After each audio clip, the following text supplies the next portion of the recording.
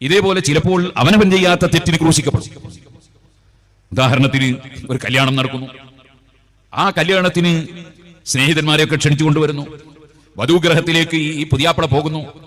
അങ്ങനെ പോകുമ്പോൾ ഈ കൂടെയുള്ള ചെറുപ്പക്കാർ പോകുന്ന സമയത്ത് കുറെ ആഭാസകരമായ പ്രവർത്തനം നടത്തുന്നു, അല്ലെങ്കിൽ ഒരിക്കലും അംഗീകരിക്കാൻ പറ്റാത്ത തോന്നിവാസങ്ങൾ ചെയ്യുന്നു. ആളുകളെ മുമ്പിൽ സുബ്ഹാനല്ലാഹ് പിറ്റേ ദിവസം വാട്സപ്പിൽ മുഴുവനും ആ പുതിയാപ്പള, ആ വരന്റെ പേരാ വരിക. ഈ അക്രമം ചെയ്തവരുടെ ഒന്നും പേരെവിടെ ഉണ്ടാവില്ല.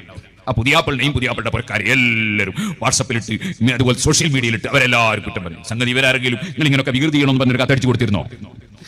ഈ ചെറുപ്പക്കാരോട് നിങ്ങൾ വരന്റെ കൂടെ പോകുമ്പോ നിങ്ങൾ ബസിന്റെ സീറ്റ് കുത്തിപ്പൊളിക്കണം, അതുപോലെ കണ്ണാടി പൊടിക്കണം, അതുപോലെ തന്നെ വധുവിന്റെ ഗൃഹത്തിലെത്തിയാൽ അവിടെയുള്ള എല്ലാ സാധനവും നശിപ്പിക്കണം.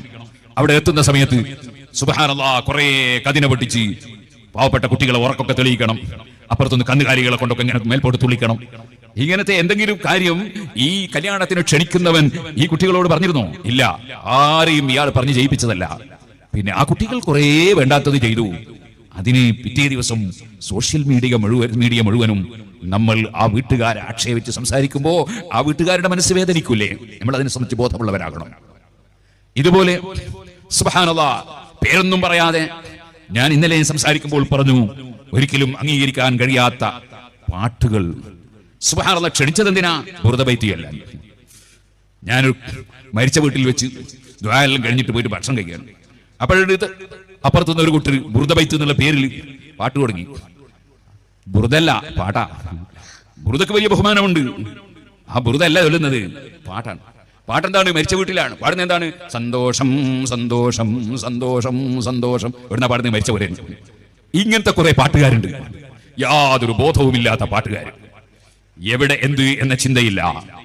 ഹബീബ് നബി സല്ലല്ലാഹു അലൈഹി വസല്ലം മദ്ഹ് പാടുന്ന സമയത്ത് കുറെ കോപ്പിരാട്ടി. എന്തെല്ലാം കളിയാ, ഒരുത്തന്റെ താടി പിടിക്കുന്നത്, മറ്റോന്റെ നെഞ്ഞത്ത് കുത്തുന്നത്, വേർത്തോന്റെ തല പിടിച്ച് മുരണ്ടുന്നത്, കുറെ കോപ്പിരാട്ടി റസൂലുള്ളാഹിന്റെ മദ്ഹ് പാടുന്ന സമയത്ത്. വിവരമില്ലാത്ത ചിലർക്ക് തോന്നിയത് ആശിക്കാണ്. ആശിക്കല്ല, ചെറിയ മാനസിക പിരിമുറുക്കാണ്. അത് ആശിക്കൊന്നുമല്ല. ആശിക്ക് എന്ന് പറഞ്ഞാൽ മനസ്സിന്റെ അടിത്തട്ടിൽ ഉണ്ടാകുന്ന സ്നേഹമാകണം. ഇതൊന്നുമല്ല. ഇതൊക്കെ ജനങ്ങളുടെ ഇടയിൽ കോപ്പിരാട്ടി കാണിച്ച് എന്നിട്ട് അതിന്റെ പേരിൽ ആളാകാനുള്ള ചില തീവ്രമായ ശ്രമങ്ങളാണ്. അതൊന്നും ഇസ്ലാം അത്തരത്തിലുള്ള നാട്യങ്ങളെ ഒന്നും അംഗീകരിക്കൂല. ഇരിക്കട്ടെ, അങ്ങനെയൊക്കെ കളിച്ച് സുബ്ഹാനല്ലാഹ് ബുർദയല്ലട്ടെ വിചാരിച്ച് കൊണ്ടുവന്ന കുറച്ച് ചെറുപ്പക്കാർ സുബ്ഹാനല്ലാഹ് ആളുകൾക്ക് കേൾക്കാൻ പറ്റാത്ത പാട്ട് പാടി.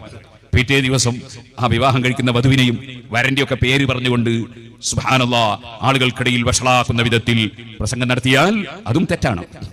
അതും തെറ്റാണ്. ആരെയും വേദനിപ്പിക്കാൻ പാടില്ല. അവരതിന് കുറ്റക്കാരല്ല, കുറ്റക്കാർ പാടിയവരാ. ഖുർആൻ പറഞ്ഞില്ലേ, അഫലം യുനബ്ബഉ ബിമാ ഫീ സുഹഫി മൂസാ വ ഇബ്രാഹിം